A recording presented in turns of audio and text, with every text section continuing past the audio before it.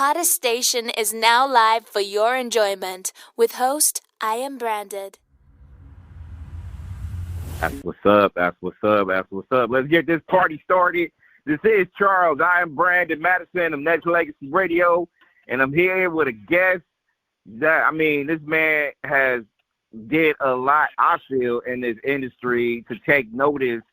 And not only is this man appreciated for the work that he's done back in the day, but also appreciate what his grind's about to be now, what he's doing currently. And, we got to talk music. We got to talk movies. We got to talk different things as far as what this man has, done, continue to do, want to do, all that good stuff. And I have Compton Menace in the motherfucking house. What's up, bro? What's up?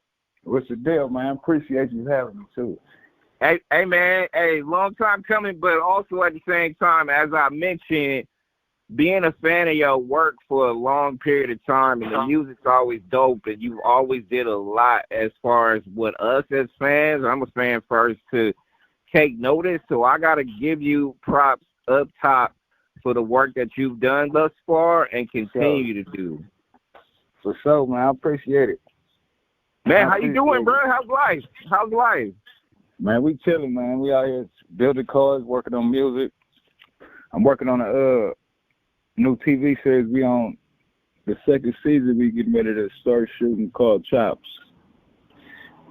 So okay, it's based on it's based on the reality of like a movie, like what happened behind the scenes. So it's like I'm an actor acting an actor. So let's start there then, and we're gonna talk about music and more, because I know you got Hopeless out, and there's some things that I definitely want to talk to you about as far as in the music. But let's start there. You said second season. So what in addition to the music that you're doing right now, like what got you so hyped up to do stuff behind the screen as well, as far as just putting yourself out there and films and everything else? Yeah. Well, I'm just a motivated person. You feel me? And it's like, the way we came up, it's easy to find your way in bad predicaments, bad situations. But I always use this to fuel off of, the next thing that I wanted to do. You feel me? So has it been like an easy transition for you then, or is it just something that, I feel like I could be a good study of this shit. I feel like I could turn this into my own thing, and I could just go ahead and grind it out just like everybody else do. Yeah, that's the main thing. You got to grind it out. Ain't nothing like easy. It's not no easy transition or, nothing like that. I don't want nobody to feel like it's just simple, because, everything just takes time. But the whole thing is planning and, put things in your atmosphere. Right. But a lot of people say it like you say it, but then don't put it into action words, right? Like they don't put that into action, but you clearly has done that. Not just with the second season that's popping. You got a laundry list of stuff that you've done, right? So yeah, for sure. What's your motivation behind the grind? Because a lot of people wake up and automatically think, oh, I can do this shit. This is easy. Or I'm going to get hella calls from hella people and be like, yeah, I can pick one or two or many, right? But it's different. What motivates you, though? When I ain't going to lie, what motivated me was not ever having to work for nobody. So I got to keep that same person in my head mentally. You get me? Mm-hmm. And just being able to help people, or not even like for somebody to say that I've helped them, but just being able to connect the dots and put people in good situations and, keep growing. That was always big to me. I feel like that's a big key to it. So I think back and I listen to a lot of your music, and I listen to like I said, man, you were part of, iconic things, not just the NWA movie, but just your contributions to a lot of shit that you have, not just in the city of Compton. I'm up here in the Bay, bro. Like, we love you out here, man. Like, your stuff has transcended.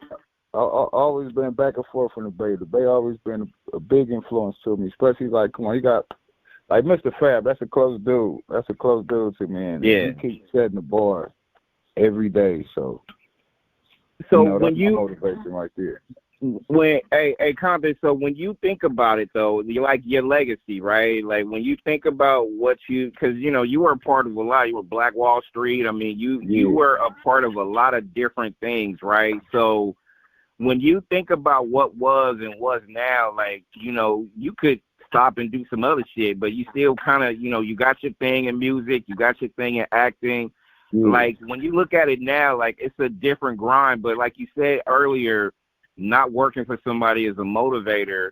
But what about your legacy in music and stuff like that? You still feel like it's enough for you to be able to spread the word out there as far as, life, love, and other shit? Yeah, for sure. Because I was blessed to, be around those people that was, gave me those options to listen, but they was telling me the right way. So I feel like it's not a lot of people out here right now that's still doing this. It ain't got to be nobody that's directly in your life, but if you have something that you follow, you got the same goals, or something like that, I feel like my music is something that could help you out and help you get through things and help you see some new shit. You feel me? Tell us about Hopeless. What was the motivation behind that? The motivation behind Hopeless is just like shit what we talking about. I was blessed to be able to. I feel like you got to be able to see it to see how tangible things are. You feel me? I was blessed to be able to see these things, and that's what drawing me to it. So I've been around the world 3 or 4 times and around the country a lot of times, and I was able to take people with me. But then we go back to the neighborhood and we see the same old thing, and it's everywhere. You get me? It's a struggle everywhere, but you just gotta believe, and you're never doing it for yourself. So I'm gonna take it back to like certain eras in our culture and things like that when it comes to not just music but also just how we live. You lived in Compton, I lived in Oakland, like big pieces of our lives. And I don't know about you, but Compton's different, Oakland's different as you grow up over decades, but you still see like the same shit sometimes. Sometimes it gets to the point where you just want to see it evolve, get better, have better situations around and shit like that. Why, and I'm not trying to, go super deep into it, but why do you feel it's just, it's stagnant in a sense where, there's not enough elevation, people helping people and shit? Well, I feel like a lot of people don't help people because a lot of people ain't been helped before. You get me? So it's always that me and fuck you attitude that niggas have, but like I grew up playing sports and shit like this, so I always had somebody else to depend on so we could win too. You feel me? It was always a team effort. It was always not just about me. So I feel like just being able to experience that and go through that the way I did, that just helped me further. Yeah, I'm with you, and I also think it's like, because I drive through Oakland, or I just see like, bruh, I swear I see like some of the same people I seen like 30 years ago, or shit. You know what I mean? Like it's on the same corner doing the same shit. It's crazy, right? So I just feel like, you right. There's not enough people to like help pay it forward, but I feel like you do. Like, I went on your Instagram, bro, and I saw, like, a lot of people, like, you had this one video where a lot of people was just, like, giving you love and shit like that. Like, want to take a picture, like, that kind of energy is unmatched, bro. So when you get that much love, not just from your block, but just other people, like, when I heard you got it on there, like, how does that make you feel, man? Man, I give a lot of love, you feel me? And that's a part of it, like the job that we got. I explain it like this, like Superman don't complain about who he got to go save or even get in the motherfucking phone booth to change. You get me? Yeah. He still got to do his job. So us as artists or celebrities, we still have to hold ourselves accountable for being who we are. So it's because the people are the ones who ultimately choose us. You get me? So I'm going to always give the fans and the people that show me love the ultimate respect, the ultimate love. I'm always go to the crowd and fuck with them during the show. I'm always be the last one taking pictures with them. I'm always do that. You get me? Because I feel like I owe them that, bro. Compton Menace is my guest on Nexxlegacy Radio. And how do you look at the music industry today? Like, clearly it's different than how it was back in the day, but here we are right now, 2025. Like, what are your thoughts? I mean, it's just like I got to see the game do its thing when he first came in before it was even my turn. You feel me? So it's just like everything goes in a circle, but it's not as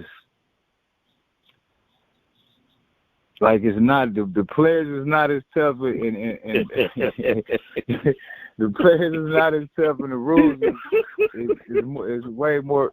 You give me like I don't know, but it's a good thing. It's a good thing. You see everybody going to jail and shit behind, no doubt, they stand and things they putting out there. So it's Compton Menace, my guys, and here's what I can see, especially from you. Not just, I don't even want to say resurfacing, but you just returning to a situation where I feel like this is right for you now. You know why? Because we need something real. We need something tangible, but also we need something to the point where, you know what, I see that motherfucker paying it forward in his spot, in his hood, with his people, sharing that love. So it's something that I don't see personally. I remember I used to see it, but I don't see it now. You know what I mean? Like it's right for you to come in at the perfect time. No, yeah, I feel. Not saying like I just feel like I'm that, but I feel like the same thing though, because it's a lot of different mental. Yeah, man, it's different. I ain't even gonna knock it. It's just there, but yeah, for sure. It's there, but there's another level to be reached when it comes to that shit. And I think a lot of people kind of just want real shit in a different form, too. You know what I'm saying? Yeah, niggas just be rapping, man. They want some substance, man. Right. That's what I'm bringing it. You don't remember what we talking about from the beginning to the end of the songs.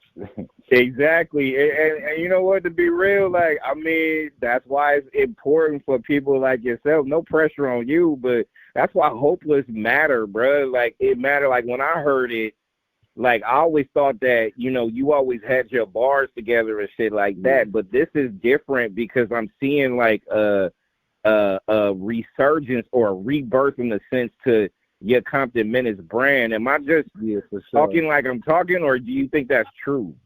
No, that's true. I stepped back and put a whole lot of things for the culture and aspect and into place so we could move forward. You feel me? Like, I got my boy Currency. We had a deep conversation. He like, man, it's like you look out for everybody. You do a lot of shit for everybody, nigga. You need it. Like, what's the game missing? Yeah. You feel me? So I had to step back, really think about that. I'm just bringing back the culture, bringing what the game is really missing. Some culture and some substance. Which is real important in this day and age, as far as not just that, leaving a legacy and shit like that. Compton Menace is my guest on Nexxlegacy Radio. And with Hopeless being out there and with everything you're doing, behind the screen on TV, on television and stuff like that, doing your thing, movies and all that. It's a weird random question, but come on, man. Menace, what's your favorite? Music or or behind the scenes doing TV, new movies? Which one, bro? Which one? Man, I put it like this. I say I fell in love with the music shit, so I'm gonna do this. This is my passion. I'm gonna do that for the rest of my life. But I think the acting shit is more like a job to me.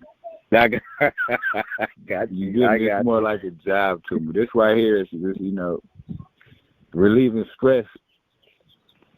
I feel you. I feel you. I feel you because I had one gig, and I was like, God damn, that feels like a 9 to 5. But radio was just talking about how I feel, bro. Like, music is everything. You know what I mean? Like, it makes you feel good. It makes you feel bad. It makes you feel sad. It'll get you pissed off. You know what I mean? Like, it's deeper and different, but it could move people in a different direction where you could feel motivated by listening to a song like Hopeless and others, right? Real shit. It's I got some. I think we're gonna come down. I'm gonna bring some nice shit for you to listen to, man. We're gonna have a little listening session up here, shit. Come on, man. So you saying we're gonna do something like we used to do back in the day and have a listening party? Is that what you saying? Yes, sir. Come on, bro. Come on. Yeah, it's that time. That's lit. That's lit. Hey, media is different as well, right? So, you heard I mention Instagram. People can follow Compton Menace on Instagram as well, and all these other social media outlets. Clearly different than how it used to be. So, what are your thoughts on social media that people can reach out and touch you? No pun intended. People can reach out like that, like before. You know what I mean? What are your thoughts on it? I mean, it's a good thing because I was one of the niggas before trying to find out a way to get an email or, get somebody. But it's more direct, and that's a good thing. You feel me? Yeah. So I feel like it just cut out the middleman and cut out the back for somebody like as far as management will be able to control or, put different things together. But I think it's important. You already know how it is, man. It's just a blessing and a curse. It's a blessing because sure. we can have this dialogue right now. It's a curse because some people just ain't real. You know what I mean? You know what I mean by that, man. Some people ain't the truth. So I think it is important. But it's important that you got like strong allies, a good team behind you and shit. Not a lot of people that's like yes men and women and shit like that, right? Just somebody who can be real with you to tell you what the fuck is up. You know what I mean? Yeah, facts. Niggas be setting you up for failure. You can't just look and listen to anything out here. I feel like that takes away from the business too, because a lot of niggas just be on social media, probably getting booked for a couple shows, but they don't have their business right and shit like that. You know what I mean? Right. Yeah, it's weird. It's weird when you get like hella people saying you're doing the right thing all the time. You know what I mean? Like nobody's perfect, man. It's nobody, right? Right. So don't say I'm perfect because I'm not. You feel me? Like it's just weird. Like that's crazy about it though. Compton Menace is my guest on Nexxlegacy Radio, and outside of Hopeless, like you mentioned, like new tracks. So what do you got? What are you working on right now? We're really just putting together a plan as far as video dropping and putting together a couple more videos so we can really bring that visual. You get me? I want my shit to be to the point where you look at it, it's gonna make you strike a tear. Bring back some true emotions of what you've been through and how you made it out of them situations. So, right. So is this planning right now? Yeah. Is this the whole plan of what you're doing as far as your rebirth into the business, as far as putting yourself out there, different than how you used to have it, but just letting people know like where you grew, where you came from, and where your head is now in terms of like putting out your brand so you can be able to use it to pay it forward to others? Yeah, for sure. It's actually going to be a documentary that's going to come out with the project before the project too. So just for people to see that real grind and how we just that real grind and how we really just moving and really came up and made our own way through this shit. Yeah. With the support of the fans and good niggas like you. So. Got you. Hey, what's the one misconception that you think people got about you or the music industry that you're in right now? They think every rap nigga rich, I think. But niggas, they be thinking like, I don't know, they think I'm probably gonna do something to them or, but once they get to know me, they know I'm a cool nigga, man. I'd rather have, drink some Hennessy and joke. You give me? That's what I like doing. I'm going to talk about your ass for show before I do something to you.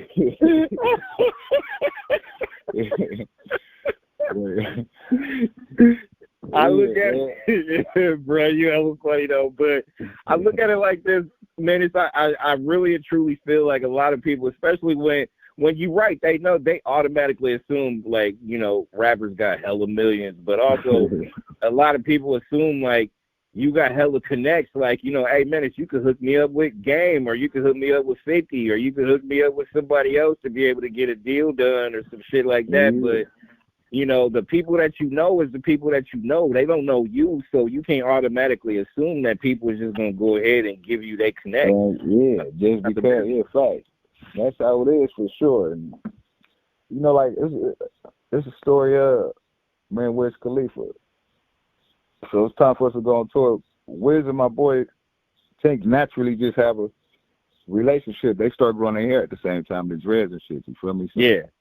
I'm like, okay, now I'm gonna make you the point man. You feel me? Now you could get shit right for us. You know, y'all got a good relationship. Just for the simple fact that I'm always gonna have to be Menace. I'm gonna always be Menace. But naturally, you niggas click. You get me? And I tell people around me all the time that everybody ain't for everybody, but it's gonna be somebody that a nigga vibe with and you're gonna be able to grow with. You feel me? Right. We always gonna need that to create a team. You feel me? That was one big point and one big thing that you need to have as a team, because I'm not always a cool nigga, but you know my people is all the time. Hey, that's one big thing. I was just gonna say you need that balance in your life, especially if you want to move different, right? Because for sure. Your moves are always not your moves. Like sometimes you gotta have some other people on your team that's gonna help you get to another room or another door to open and shit like that, right? Like fact. And you know where I mean, came from the deepest part of East Oakland, and I know how it is. In order for you to climb your ass out, you gotta be able to fit in another room. Period. You know what I'm saying? I think that's important. What they call it, chameleon. Yeah, for sure. Yeah. I got a sister out there. Her name Latasha Taylor. Shout out to Latasha Taylor, man. That's my sister. I got family out there. No doubt. I told you, brother, Bay love you, man. But beyond that, like, I feel like a lot of people in different countries and shit like that, like, knowing that people are active out there. And I know you say you traveled a lot, you did a lot of shit with game or whatnot, but, man, give us some. I'm gonna ask you a random question because I know you've been out there in different countries. Give us some groupie tour moments and shit like that you can tell that's or do we gotta wait for the documentary for that shit? Yeah, man. We gotta wait for the documentary. Oh, niggas be getting left for some pussy. I'll tell you that. But no, the craziest thing, I think we're in Africa.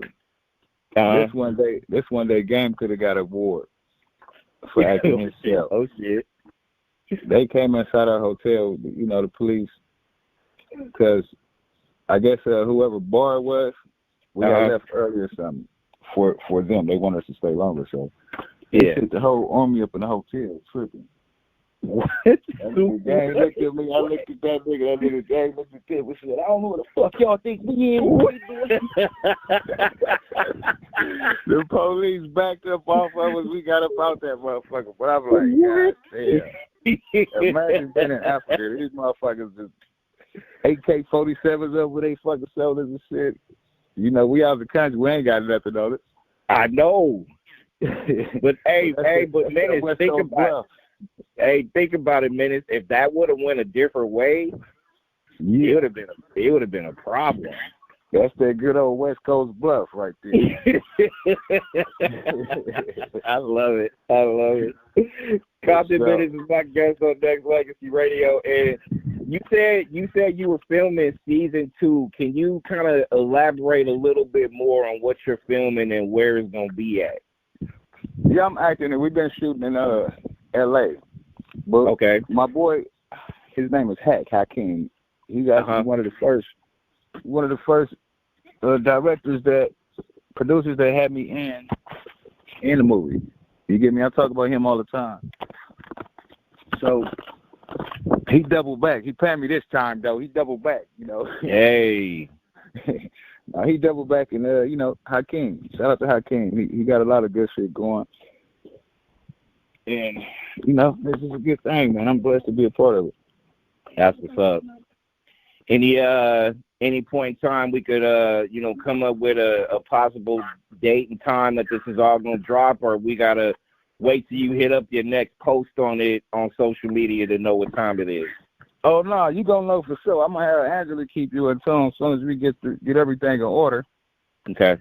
But me nowadays is like the old days, just dive in and just see where it leads you at. Right now we playing. We want to see what we doing. And how we really help people. That's there it is. And all the people out there that hasn't followed this guy, make sure y'all go ahead and hit his social media up at Compton Menace on IG. and just look. All you gotta do is look him up. You see his brand already splattered all over the web pages and shit like that. And y'all go fuck with him. He's a real one. And a couple more questions for you, bro. Like you mentioned sports, right? So I checked it out. I know you played ball back in the day and shit like that. What about the sports that kind of kept you intrigued with just, being an athlete back in the day? Because, some people got it in them, and some people just, they wanted to, but they just didn't want to. And so what about being an athlete back in the day that you remember most? Me growing up in a poverty neighborhood in Compton, all the good schools was Crip schools. Wow. So I had to, and that taught me a whole lot too, being around a whole lot of different people, you feel me? It wasn't just about where I'm from or the homies I'm used to hanging out with. So I went to Long Beach Poly, that taught me a lot of things. So it was sports is about unity, man, like a brothership. So, you feel me? So you didn't have that many problems, or you had problems, or no? No, I had problems. I was just a stand-up guy. I just came back the next day. Got you. Yeah, I always had. I mean, we had problems, but it wasn't to where it could have been for another person who wasn't involved in sports, I would say, because all the hardheads is good at sports, realistically. Right. So when it came to me having problems, issues at school with other people, they made sure it was fair, at least. So that's that's another thing that helped me out too. Just going to school outside of Compton. And not only that, sports kind of keep you disciplined too, though. Especially if you targeting something like being an athlete. Like I used to play ball too, bro, and I used to just. I mean, I ain't gonna lie, bro. Like, I mean, being an athlete was cool, but getting in them frat parties and that was the time. Minutes, bruh. That was the time, bro. I know, like, first time being independent, make your own choices. I'll tell you offline about some of the wild shit, though, but them college days, bruh, just saying overall. Like, even high school ball was a trick, though, but, man, it was different. See, I knew all the star players, so I was, fucking around USC and UCLA with Mercedes Lewis. I taught Mercedes Lewis how to drive in a stolen car, by the way. You feel me? I mean, oh, yeah.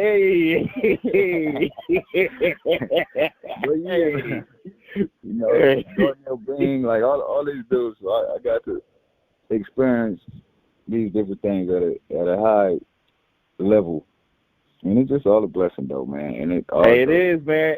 Hey, I always take it minutes as one where it's just like, man, I survived all that shit to be able to be like, look, man, I'm still here doing what I'm doing. I'm supposed to still be here. That's why I'm here. You dig? So, for sure. What it is. That's what it is. Hey, man, in closing, Compton Menace is my guest on Nexxlegacy Radio. Outside of social media, where they can follow and find you with shit like that, like, I always feel like updates and people always think about like certain things as far as music and your contributions to it.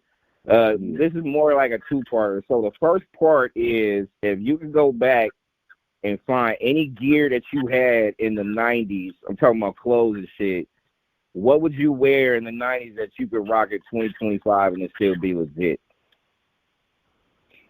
You remember them Sauconys? I used to fuck with them Sauconys too. Hey, they were bad, bro. They were bad. They were bad motherfuckers, man. Hey, I used to fuck with the Sauconys. People don't know about that shit. Menace, people don't know. Yeah. Hey, they were top of the line, bro. They were top of the line. Facts. What else, bro? What else? I said we had a NASCAR jacket and shit too. Okay. Yeah. All right, I love it. All right, man. Last one. Best music decade ever to you. Full decade. Not just a year in that decade. Best music decade, and your opinion is what? I say 90s. Okay, why? Go listen to some of that old Too Short, that old E40. Go listen to the LIQ. Go listen to this shit right here. You feel me? You'll see, especially the Bay. Bay is like some gangsters, some pimps and all, but these niggas is they're Bay is the only place that I've been to that I walk outside smoking a blunt and 5 random people will come up and smoke with you, just have a normal fucking conversation. Like, you just know this nigga or something. You feel me?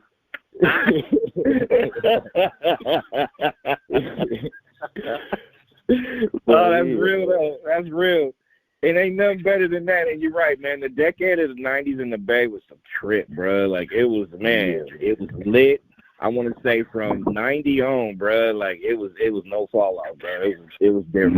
Yeah, that's the best music from the West Coast. It was coming from the 90s, and it was coming from up north. I say that. No doubt. Hey, and in closing, man, I wanna thank you, bro, for not just fucking with Nexxlegacy and getting your brand out there. Like, this is your home, and I was telling Angela and other people, right? Like, I think it's important to have allies in different places. You got to have allies in the media. You got to have allies in banks. You got to have allies in different spots where, if the opportunity presents itself, you got to be able to tap in with these allies so everybody can grow and eat and do everything. You know what I mean? So I'm a fan, and I love your music, always loved your music, but I love your hustle more, and I love that you're trying to be able to do shit on a different level now, to be able to pay it forward to the, not just for the young people, but the OGs that's out there too. You know what I mean? So I can't thank you enough. No, I appreciate it, man. It's just, I'm going to tell you about, just treat people how you want to be treated, man. Common sense is a big thing, you feel me? That's it. Compton Menace, appreciate you, bruh. Appreciate you, my nigga. Let's get it. We'll be all out right, there. Let's get it. Hell yeah, I'm ready, man. Let's go. Thank you for listening to the #1 radio station for the people.